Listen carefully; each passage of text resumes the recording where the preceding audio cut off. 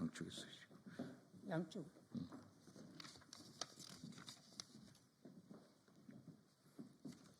예, 윤상현입니다.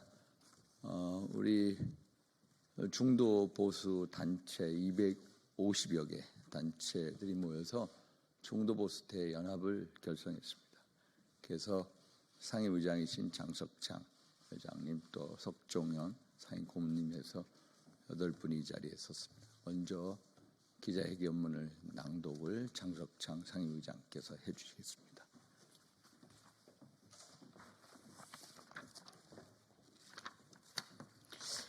안녕하십니까.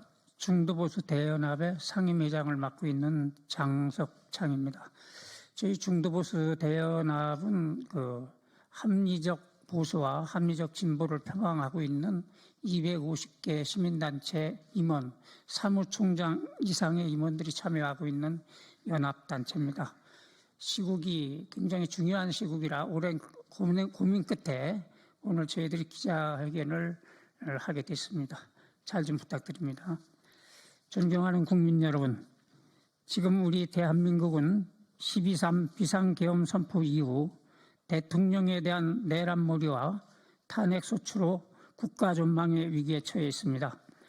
나라가 위기에 처해 있을 때 우리 대한민국은 특유의 협동 정신을 발휘해 난관을 극복해 왔으나 현재 대한민국이 처한 국가적 위기는 단순히 탄핵이 반대와 찬성이라는 국론분열의 차원이 아닌 자유 대한민국 체제를 지킬 것이냐 아니면 종북 친중무리에게 정권을 넘겨줄 것이냐를 판가름하는 체제전쟁의 상황에 처해 있음에도 불구하고 일부 국민은 그 의미를 제대로 모른 채 일상적인 삶에 열중하고 있습니다.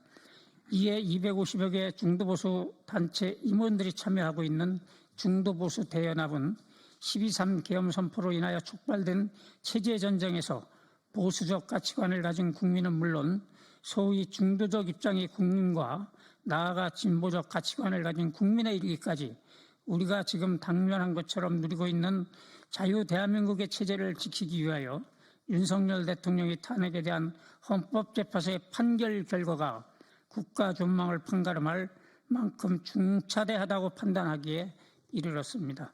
우리 중도보수 대연합은 곧 선고될 헌법재판소의 결정이 기각되느냐 인용되느냐는 대한민국의 체제의 국가의 운명이 결정될 것이라는 데 공감하고 이번 윤석열 대통령의 탄핵 심판은 반드시 각하 또는 기각되어야 된다는데 의견을 모았습니다. 윤석열 대통령의 탄핵은 각하 또는 기각되어야 합니다. 첫째, 계엄 선포의 계기는 거대 의석을 가지고 있는 민주당의 입법 폭주에 의한 국정마비가 원인입니다.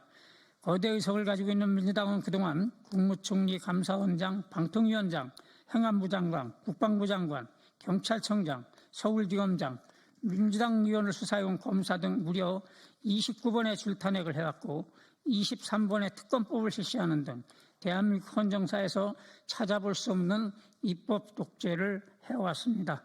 또한 무차별적인 예산삭감으로 정부가 실시하려고 했던 모든 정책을 멈추게 하는 등 국정의 발목을 잡는 데 주력해왔습니다. 이러한 민주당의 입법 독재에 대해 국가를 운영하는 대통령으로서 결정한 이번 계엄 선포는 고유 권한인 통치 행위라고 우리는 보고 있습니다. 두 번째, 무력과 강압을 통한 계엄이 아닌 계몽적 계엄이었습니다. 12.3 계엄 선포 이후 국민들 대다수는 내가 계엄을 해도 이렇게 어설프지 하지는 않았을 것이다 라는 말들을 하며 이번 계엄을 이해하지 못하는 국민이 많았습니다. 그렇습니다. 정말로 이번 계엄이 민주당과 탄핵 찬성파의 주장대로 국회를 장악하고 방송을 장악하고 무소불위의 권력을 유지하고자 했던 계엄이라면 이렇게 어설프게 방송까지 하면서 계엄을 진행하지는 않았을 것입니다. 계엄 후에 나타난 여러 가지 일들이 일어나는 것을 보면서 이번 계엄 선포는 대통령이 야당의 입법 독재와 부정선거의 국민적 의혹을 외면하는 선관위에 끊이지 않는 문제점, 무엇보다도 간첩이 횡행하는데도 간첩법 개정조차 거부하는 종북 주사파 무리가 정권을 찬탈하고 자유대한민국 체제를 전복할 위기에 처해 있음을 국민에게 알리기 위한 계몽적 계엄이라는 말이 마땅하다고 봅니다. 세 번째, 결정적인 증거를 제시한 핵심 증언자들의 말을 신뢰할 수가 없습니다. 탄핵 소추 촉발이 된 홍장원 전 국정원 1차장이 싹 다 잡아들이라는 명령을 받아 적었다는 체포자 명단 메모지와 관련해 작성 장소, 자필 의혹, 보좌관 대필 등 홍 전 차장의 말이 번복되면서 그 말에 신빙성이 없다고 봅니다. 또한 국회의원을 끄집어내라는 중대한 증언을 한 곽종근 전 육군 특전사령관의 말이 오락가락하고 양심선언 압박과 회유 공작설이 드러나면서 역시 신빙성이 없다고 봅니다. 특히 이들이 야당 의원이 운영하는 유튜브에 직접 출연하면서부터 이런 발언을 해왔다는 것에서 윤 대통령 측에서 제기하는 공작설이 전혀 근거 없는 것이 아니라고 생각합니다. 네 번째, 트럼프 집권 이후 긴박하게 돌아가 있는 국제 정세에 대비하기 위해 대통령은 하루빨리 복귀해야 합니다.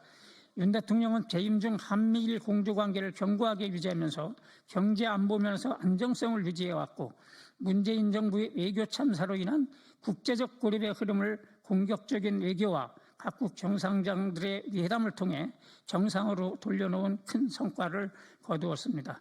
트럼프 집권 후 거침없이 쏟아내고 있는 관세 문제는 우리 경제에 큰 피해를 가져오게 될 전망이고 군사적 지원에 따른 방위비 부담은 우리가 바로 해결해야 돼 나갈 과제들입니다. 또한 이번 우크라이나와의 회담을 통해서 알 수 있듯이 미국은 자국의 이익을 위해서는 동맹과의 군사 지원을 하루아침에 중단하는 등 남북이 대치하고 있는 우리에게 바로 다가올 수 있는 문제이기도 합니다. 이러한 중요한 시기에 윤 대통령은 하루빨리 복귀하여 트럼프를 만나서 이 어려운 문제를 해결해 나가야 됩니다. 다섯 번째, 모든 국민이 원하는 개헌을 통한 7공화국 탄생의 초석을 만들 적임자가 윤 대통령입니다.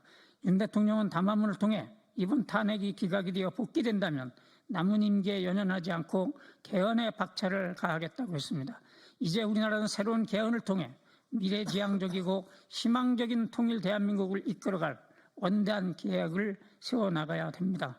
그 적임자는 개헌의 결심을 확고히 하고 있는 윤 대통령이라고 생각합니다. 마무리 말을 말씀드리겠습니다. 탄핵의 인용은 국민이 선출한 정당성을 가진 대통령을 강제로 직위에서 해임할 수 있는 법적 판결이니만큼 그 사안이 중요하여 면밀하게 검토해야 합니다. 탄핵의 인용은 엄청난 국가적 파장을 불러오는 중요한 일이기에 법적 근거가 분명해야 할 뿐 아니라 국민 누구에게도 일견하여 헌법과 법률에 대한 중대한 위반이라고 명백하게 인정하는 상태에서 이루어져야 혼란이 없습니다. 12상 계엄 이후 공수처, 법원, 헌법재판소가 그동안 보여온 행태들을 보면 불공정과 비상식의 연속이었기에 오히려 다수의 국민들이 불신과 의구심을 가지고 있습니다. 헌법의 최후 수호자로 불리는 헌법재판소 재판관은 불공정과 비상식의 절차적 입법을 용서받고 탄핵을 인용할 만한 중대한 사유가 없음을 분명히 뿐 아니라 나아가 국정혼란과 자유대한민국 체제 전복의 위기를 막고 밝은 미래를 향해 전진하기 위해서라도 이번 탄핵 심판은 마땅히 전원일치로 기각되어야 한다고 우리 250여 개 중도보수 단체 임원들은 강력히 요구합니다. 2025년 3월 11일 250개 중도보수단체 임원이 참여하는 중도보수 대연합 임원 일동, 그리고 마지막 오늘 참석하신 분은 수석고문 석조문님, 공동회장 권민수, 공동회장 이현미, 수석부회장 유병민, 차석부회장 김도균, 공동부회장 최용진, 홍보위원장 송재현, 서울본부장 황영섭 님께서 참석을 했습니다. 감사합니다. 네, 수고하셨습니다.